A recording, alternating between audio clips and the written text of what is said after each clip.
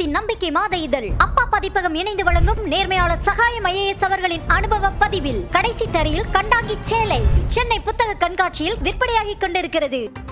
ஈரோடு கிழக்கு தொகுதியில் போட்டியிட பாஜக முடிவெடுத்திருப்பதாக அண்மை தகவல் வெளியாகியிருக்கிறது. கூடுதல் விவரங்களை வழங்குவதற்காக செய்தியாளர் விக்னேஷ் முத்து இணைந்திருக்கிறார். அவரிடம் கேட்கலாம்.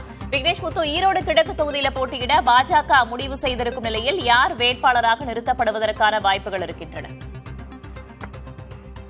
கிழக்கு சட்டப்பேரவைக்கான இடைத்தேர்தல் இன்று இந்திய தலைமை தேர்தல் ஆணையத்தால் அறிவிக்கப்பட்டிருக்கக்கூடிய நிலையில பாரதிய ஜனதா கட்சியின் உயர் அதிகாரம் கொண்ட மாநில மையக்குழு கூட்டமானது நாளைய தினம் கமலாலயத்தில் சரியாக 12 மணி அளவிலே அண்ணாமலை தலைமையில் நடைபெற இருக்கிறது.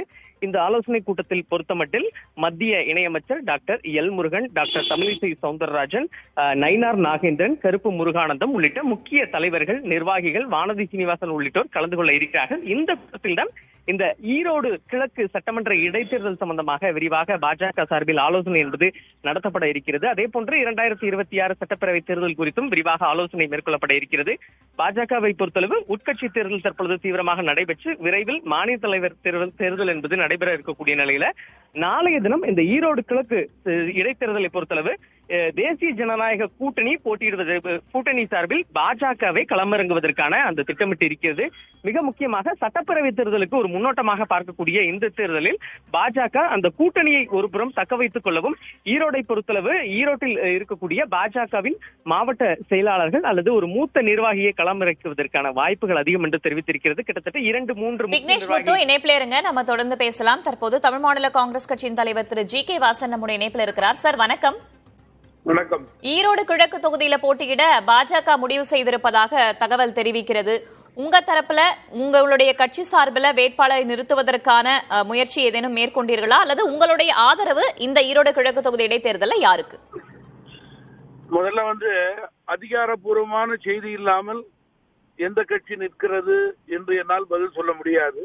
நீங்கள் சொல்வதும் அதிகாரப்பூர்வமான தகவல் கிடையாது. இடைத்தேர்தலை பொறுத்தவரையிலே இதுவரை எந்த கட்சியும் அதிகாரப்பூர்வமான தகவலை இதுதான் எங்கள் வேட்பாளர் நிற்போம் என்று அறிவிப்பு செய்யவில்லை என்பதுதான் உண்மை நிலை.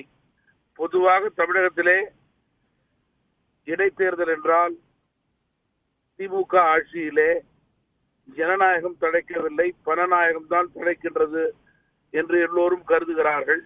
எனவே இடைத்தேர்தலிலே நிற்பது குறித்து பொதுவாக எதிர்கட்சிகள் ஆழமாக சிந்தித்துத்தான் முடிவெடுக்கக்கூடிய சூழல் ஏற்படும்.